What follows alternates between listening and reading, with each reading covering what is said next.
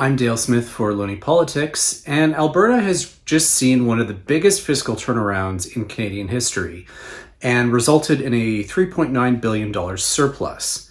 Now, as much as Jason Kenney likes to pat himself on the back and call this the reward for good fiscal prudence and the cuts that he made, really, when you break it down, as economist Lindsay Tedds likes to put it, a golden retriever could have booked these same deficits thanks to high world oil prices. And this is part of the problem that Alberta finds itself in. It has an economy that's built on volatile natural resource prices, and when the world price of oil goes up, so do their revenues. And unfortunately, what happens is that they get so addicted to the good surpluses in high oil price times that they don't make the necessary changes that they need to structurally in order to ensure that they have a more stable fiscal situation, which would mean something like a modest sales tax so that they're not entirely dependent on high oil revenues. That's why they have such high periods of surpluses and then deficits. Now, this has been a problem in Alberta going back decades, and in the years following the Ralph Klein cuts, the province basically forgot how to do basic budgeting. And whenever problems came up, they would simply throw money at the problem. And when the economy was overheating, that simply made the situation worse. And then the oil crash happened again in 2014. They once again promised that if they get one more boom, they wouldn't piss it away. And here we are with another boom, and they are absolutely showing signs that they will piss it away once again.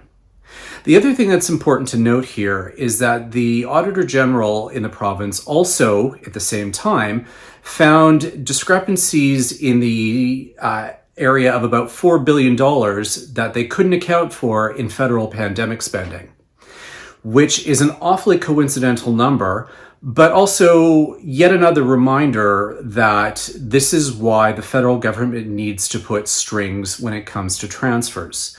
The fact that the same amount of federal money came into the province and wound up being the surplus is both suspicious and makes it look like they applied that money directly to the bottom line rather than toward programs that needed it, like healthcare or ventilation for schools or things like that.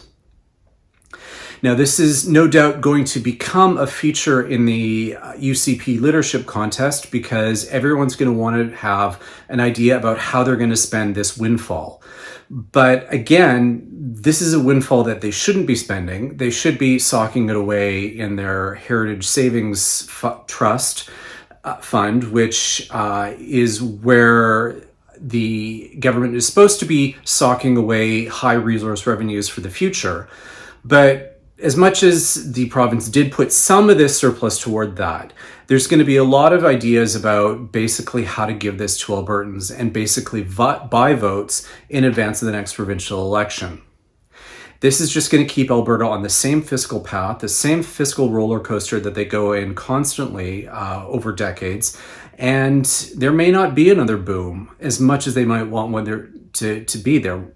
So it's going to show that the province has a lot of soul searching to do when it comes to ensuring that they fix this problem for good. But I don't have a lot of confidence that that's going to happen in this leadership contest. For Loney Politics, I'm Dale Smith.